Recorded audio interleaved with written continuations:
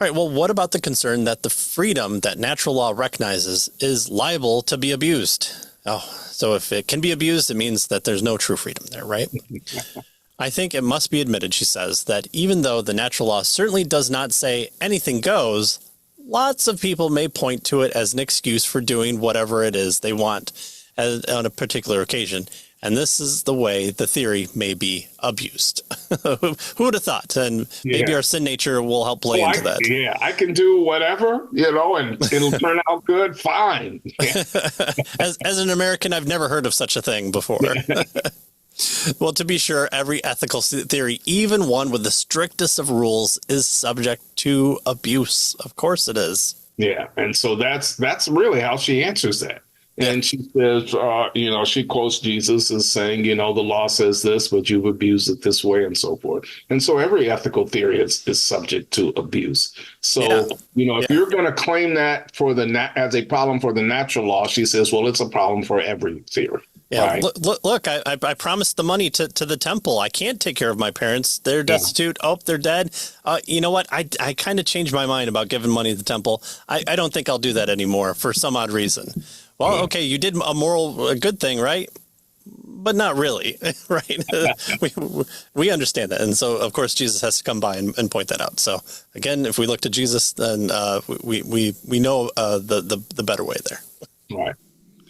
All right. And then finally, she gets into an area here that I don't know. We may have to kind of. we read the book. We present the book to you. We don't always tell you that we agree or disagree, but maybe us presenting it in this way, you understand where we're coming from. But at the same time, we encourage you to get the book to read more that we're not covering here. But right. Yes, this was a highlighted area for me. Yeah. So the question she deals with here is, what difference then does God make, right?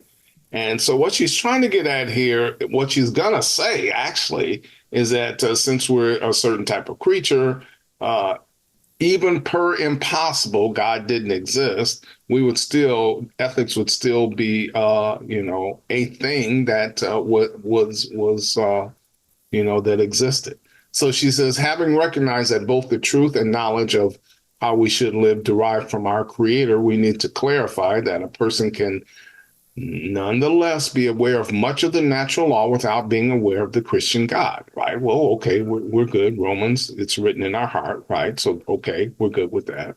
Mm-hmm. And she says, much of the natural law is written in our hearts in a deep way, so that not being a Christian and even being an atheist or an agnostic need not remove one's awareness that we have certain obligations with respect to how we are to treat one another and the world around us.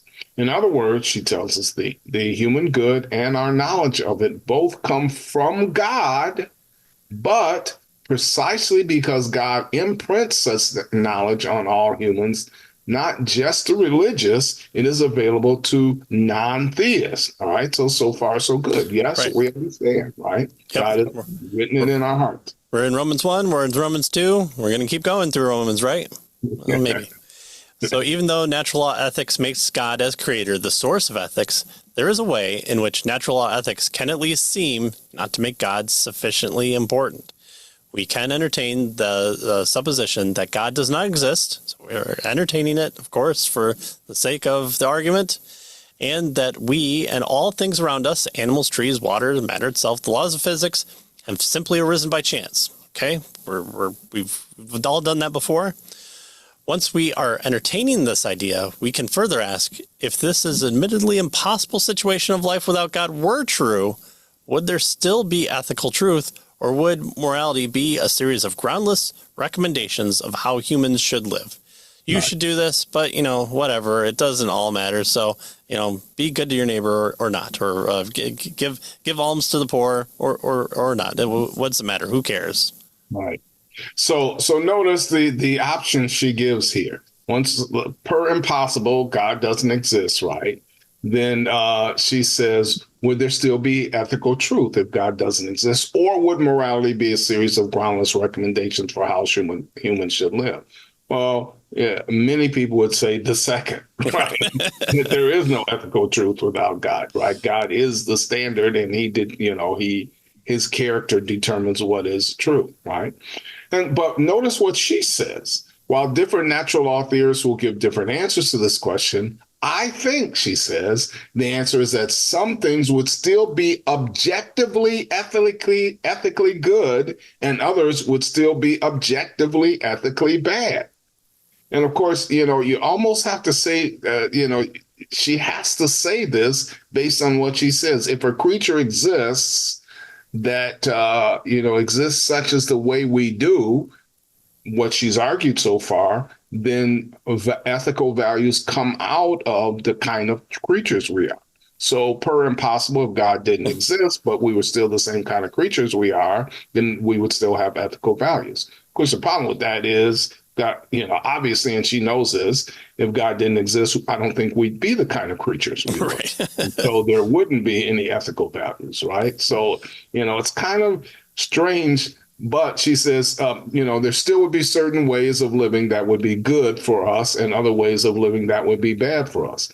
Yeah, objectively, though. She clarifies it with objectively. Yeah. And that's true, right? There would be ways that would be good and bad. But I don't think that's what those ways, that's what we generally think of when we think of ethics, right? Right. A way to live that's good or bad. That's kind of pragmatic, right? Yeah, exactly. So anyways, she says, in her opinion, ethics survives, in this kind of impossible situation by in a hypothetical godless universe. And yeah, that's good. That's a hard nut to crack there. I'm not sure, I'm going to bite that apple. We did that once before, and look what it got us. Yeah. So she goes on to say then that even though ethics survives in this hypothetical situation, at least on the natural law theory that she sketched, she thinks that we must admit that the surviving moral principles, especially their point, would be impoverished. It wouldn't be the same as it is. Well, of course, right? In the first place, our purpose is radically impoverished if there is no God. Without God, friendship with the creator of the universe is off the table, and that is an incalculable loss. Right. So first, right, no God, so no relationship with God, so we lose that. Okay, that's true, right, if that's the case. A second impoverishment of morality, she tells us, in a godless universe is that even though humans would still need one another, and I'm not sure that's the case in a godless universe, and would, in that sense, remain social creatures, we also would be somewhat at odds with one another and thus become somewhat antisocial creatures. So why would we be at odds with each other? And even though we're social creatures, but we would be at odds and therefore antisocial creatures, right? It's kind of a contradiction there. But she said, I think humans can rationally be viewed as having value, even if we are cosmic accidents rather than specially created in the image of God. It is rather that bare survival would sometimes require ignoring the value of the weak and distance, or otherwise viewing the weak and the distance as threats. And so there would be no motivation, she's suggesting here, to care for folks who are weaker and distance from us. And so they would have less value to us if indeed there was no God that existed. Yeah. And yeah, that's right. I mean, it would be, so notice, without God, it's okay for me to pillage and whatever, because it's all about me, right? You want to survive for as long as possible because that's the case. And now, philosophers argue, well, reason would make you cooperate with others, but not necessarily. If I can get away with it, right? If I can be heinous and get away with it, then reason tells me be heinous and get away with it, right? Sure. It doesn't tell me to cooperate, right? So. Exactly. And then she goes on to say that finally, even if it made sense to a particular individual to love all of her neighbors, even her weak and distant neighbors, as much as she loves herself, the idea that humans might ever become capable of such love is irrational without reference to God. If there is no God, the law of nature we feel in our hearts mocks us as we realize that we are entirely too selfish to ever come close to real compliance. Right. And so I think she's on the right track there, right? So this kind of overthrows what she's already been talking about. So she's she's kind of boxed herself into a corner there. At least that's what it seems to me. Right. Especially with mixing things like objective. If you want to just do moral, and the sense of moral is a survival mechanism, okay, we could go down that route. In fact, we've talked about similar things on the show before when it comes to presuppositionalism. Well, okay, let's assume that God doesn't exist. What type of world would that look like? Death, destruction, everything else in between. Well, what's the purpose of doing anything good?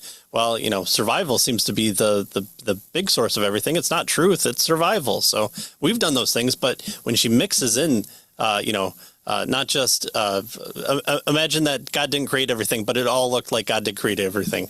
What would that look like? Well, okay, we're there.